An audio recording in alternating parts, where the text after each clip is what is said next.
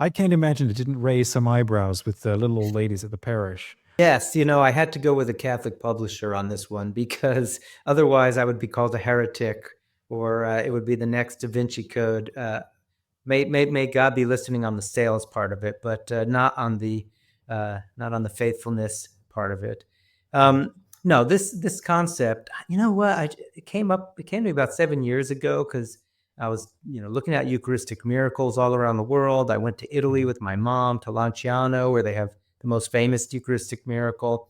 So that was Eucharistic miracles were on my mind, and then it's like technology and cloning and all the things that we're doing that we Mhm. probably shouldn't be doing. I was thinking about that, and the two came together at some point in my brain, and I thought, that would be interesting. What would happen if you tried to clone a Eucharistic miracle? What would you get? Would you get the human nature of Christ, the divine nature? Would you get Jesus? What would that person be? And who would want to do that? That you'd have to be evil to want to do that, because only somebody evil would want to clone, Did you the feel you son. had to like run off to confession and sort of confess the idea?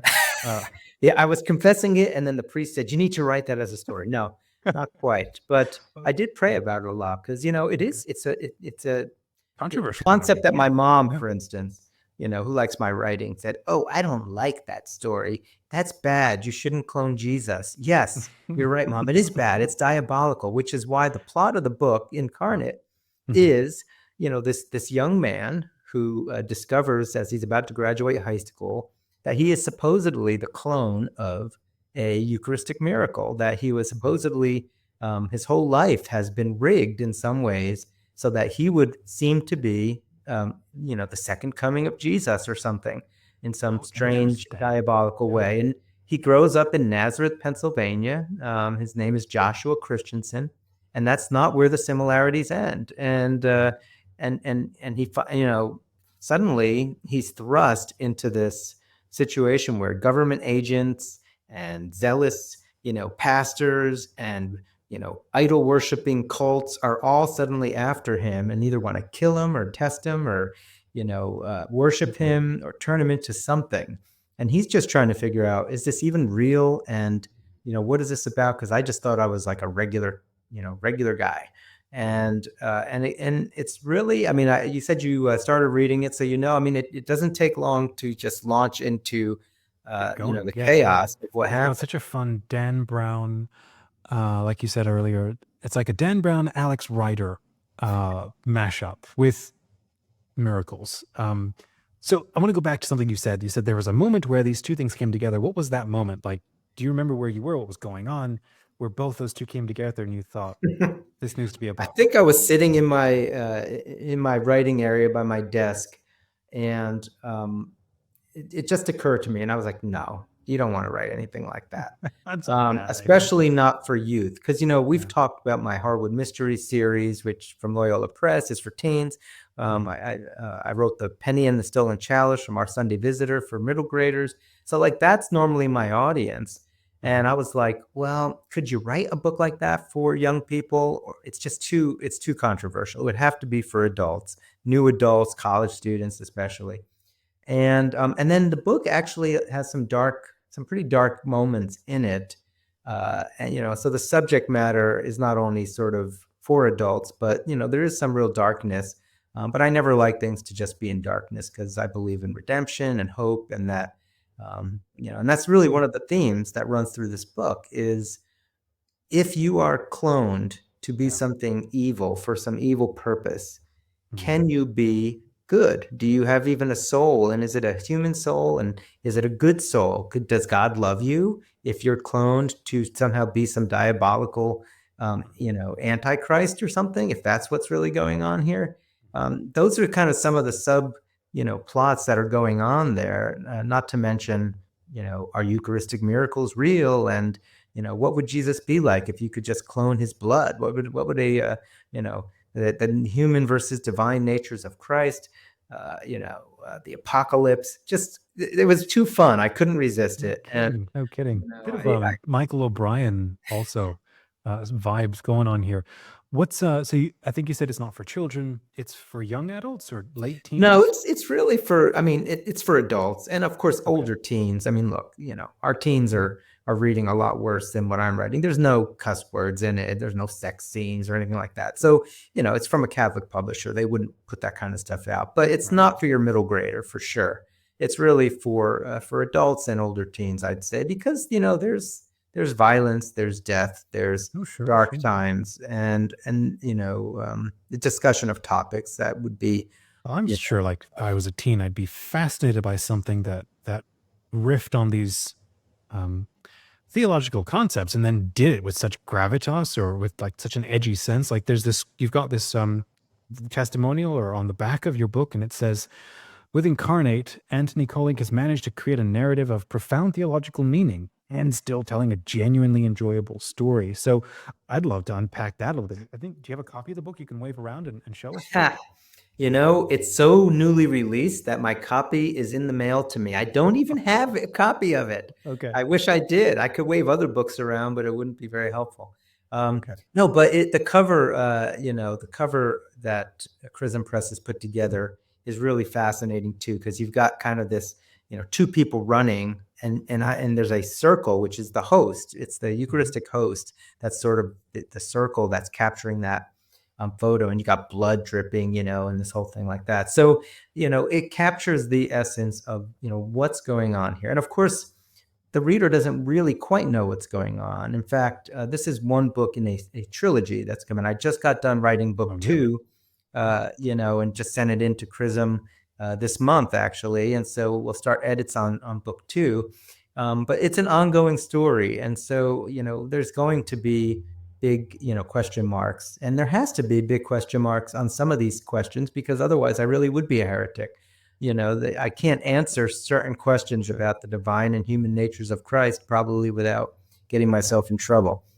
So you said you started, or you had this idea, 10 years ago or so, and now you're just finished writing book 2. What did that feel like, to be writing a sequel for an old idea like this? Has it been something you've been like putting off for ages and it's been eating at you? And no, I wrote book 1 7 years ago, but I had to rewrite it 2 or 3 times to change originally I actually did think maybe I could target it for young adult.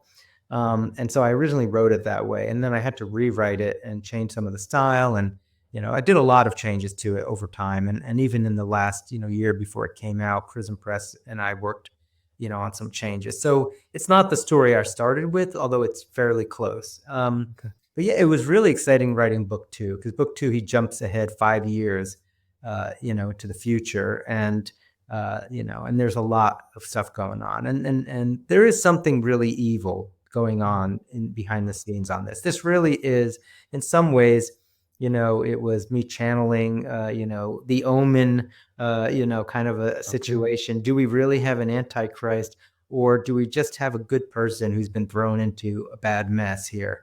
And, I had to have a good character, and Joshua and Rachel, his best friend, are, they're good. They're good, wholesome people. They're not terrible people, but they are suddenly thrown into this crazy situation, and it's a wild ride. Hopefully some of the other reviews coming in, talked about, just it's relentless. It never lets up. You just have to keep going with it. So that's kind of what I was shooting for. Yeah, I want to ask you about, walk us through a little bit of the characters and just who they are for this story. But before doing that, what has been some of the beta readers' early feedback from, especially the age range that you wanted to enjoy this book? What do they have to say? Yeah, no, I love it, and I love that priests were the caption you just read was actually from a priest. Yeah. I've had two priests they had review who are also authors. That made me a little nervous. Like, okay, this is it. And both of them, said really good things about it. So that was like okay, good. And Chrism, I knew was gonna, they wouldn't let me put something out there if it was gonna be bad for the faith. And so the feedback I'm getting has been really positive. People are saying, you can't put it down. It's so different, and it doesn't take the typical storyline. I think somebody said something like, it doesn't follow like your typical chosen one storyline. This isn't just like Anakin Skywalker being chosen, and it's very different. And I wanted it to also sort of follow the life of Christ in some ways. And so book 1 in some ways, Okay. Sure. How do follows you? the early life of Jesus. And, Yeah. the other books, it allows me to do a lot of things in the context of this kind of supernatural thriller. So Wow. it channels a little bit of the X-Files too, perhaps, if you feel like That that sounds kind of amazing. thing.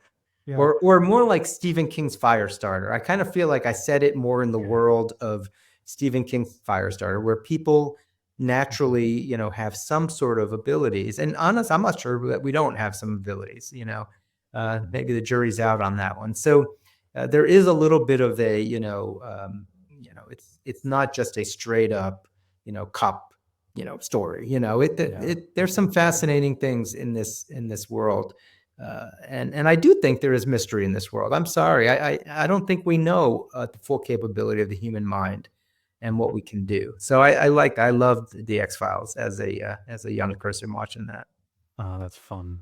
Okay, so there's a bunch of different threads. I have to decide which one I want to pick to pull because this is fun. Um, well, let's talk about the characters. You said there's Joshua and then there's Rachel.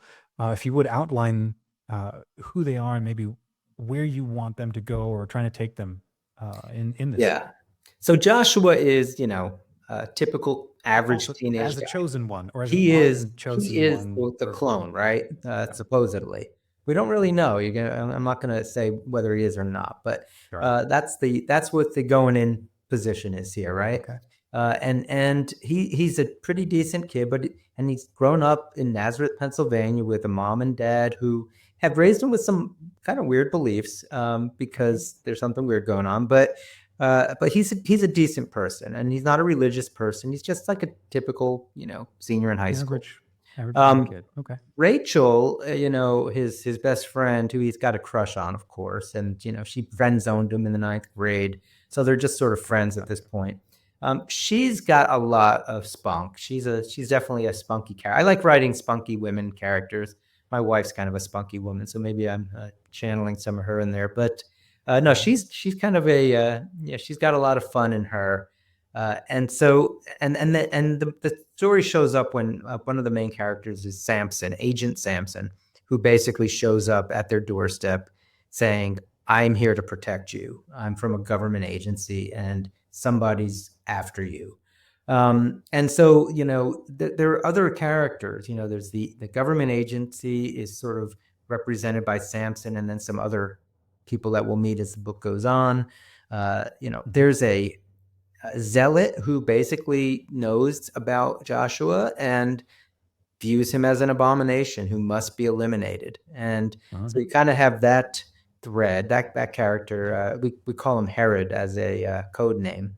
Code name Herod is after Joshua, and there are others who are part of this sort of organization who want to make Joshua into something, and Mhm. he doesn't know if he should become that something or not. There's sort of that internal struggle also. And so in this first book, he winds up really meeting all of these different,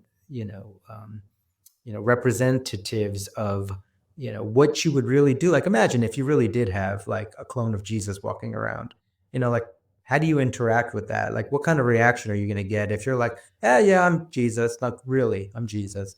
Like, people are going to react to you different ways. And so that's kind of what he experiences. And unfortunately for him, most of the ways are dangerous. Mhm. So you've got this line right at the on the back cover of your book. He's dodging ruthless zealots and evading government plots, and he's got to test the limits of his mind. I want to ask you about that in a moment. And then, was he truly cloned from the blood of Eucharistic miracle? And so, I mean, major question I have to ask, which I don't know if you're prepared to answer now, but it's if he is this kind of byproduct or in product of this very special dark situation, how does he end up being an ordinary kid growing up in a school in somewhere America? Or is that part of the mystery? Yeah, well, of course, it's part of the mystery too. But it is interesting because when you start talking, and I was very quiet about this book when I wrote it because I was like, who do I tell? It's like a dirty little secret. Like, do I tell somebody that I'm writing a book about potentially somebody who's a clone of Jesus?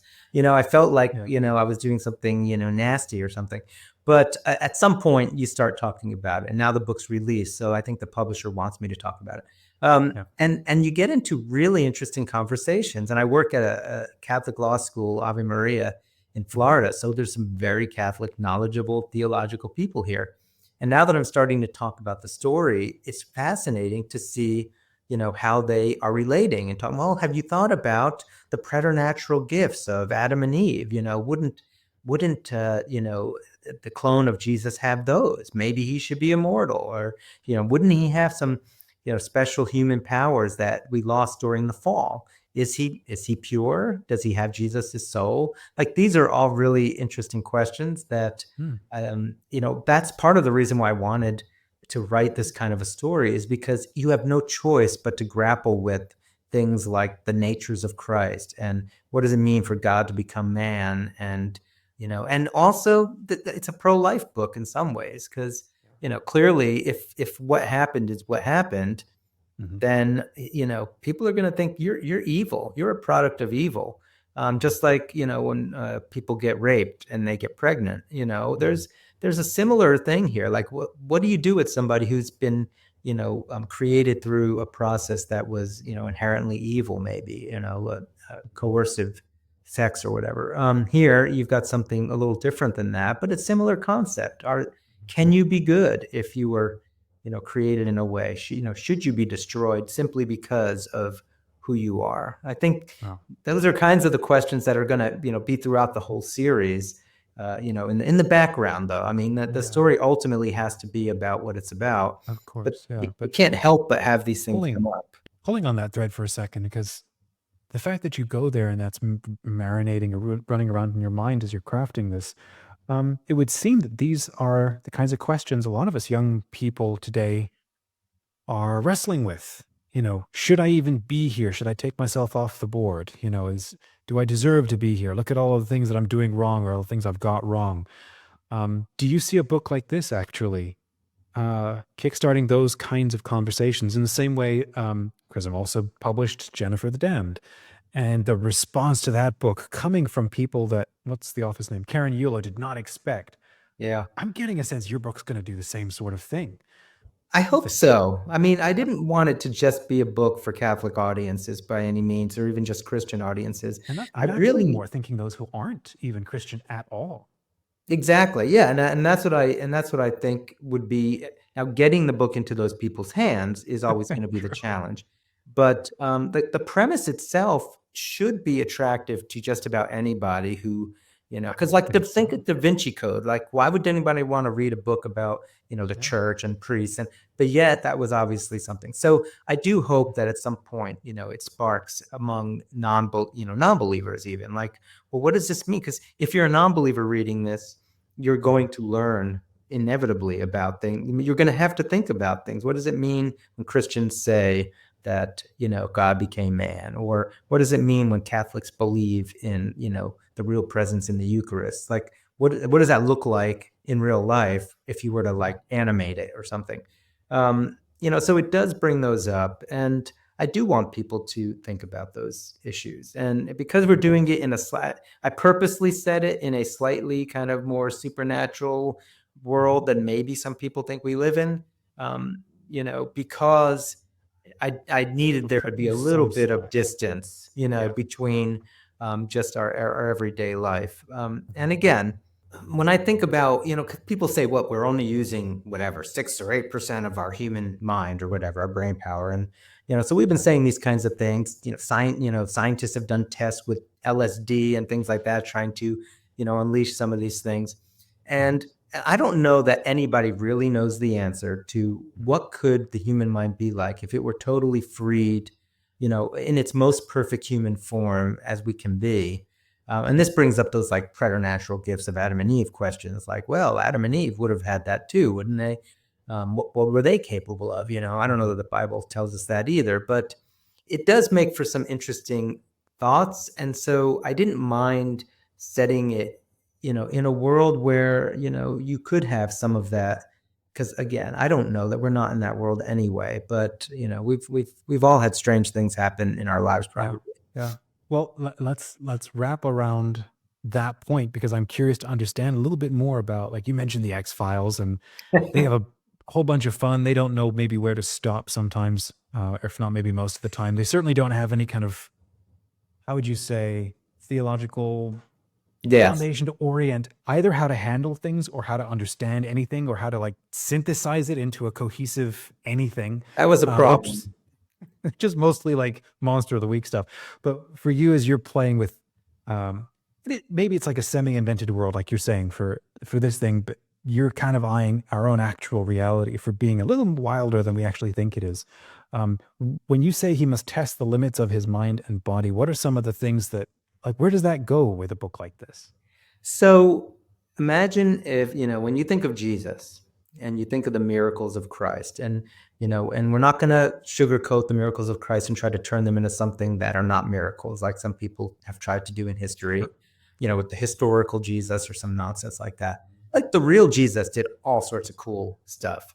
And some of the things that, you see sometimes in these psychic ideas, are things that are also, like, hey, I can read your mind. Well, Padre Pio, could he read your soul? I don't know. That's probably divine intervention doing that. But this idea that people saying, for instance, I'll just use that, read your minds. If that's truly something that, a human thought could be capable of, and I guess we're getting technology now that can read brainwaves. So it makes me wonder if that wouldn't be capable, with the right thing. I'll just use that as the example. Let's say the human mind is capable of reading thoughts. Then you would expect perhaps somebody who was a fully actualized human being, to possibly have those capabilities. And if you were the government, you might want to test that, subject and put that hypothesis to the test, because maybe we could learn some things, just like the government was using drug tests in the 60s to, involuntarily, try to find, some of these things out. It's not beyond the pale that if you could have the clone of Jesus in your custody, you might want to do some things to him. Yeah, it's kind of giving me Men Who Stare at Goats thoughts. I don't know if you've seen that movie, but it's those kind of programs trying to figure out or systematize in a non-spiritual way how these expanded aspects of our capabilities could be put to use, like remote viewing and stuff, which is fascinating stuff. Wow. Okay. Well, at the risk of being annoying and asking you to go any deeper into the story, where can people buy a copy to support you and learn more about Incarnate Book 1? Great. Well, of course, you can get it on Chrism Press website. And of course, it's available on Amazon and Barnes & Noble and all those kinds of places. And so you could do that. Obviously, go to your local, Christian or Catholic bookstore and ask them to stock it too. That would always be nice to support them if they're still around in your neighborhood. There's so many of them that have closed. And then if you want to just learn more about me and my other writings, you can go to my website, antonykolenc.com.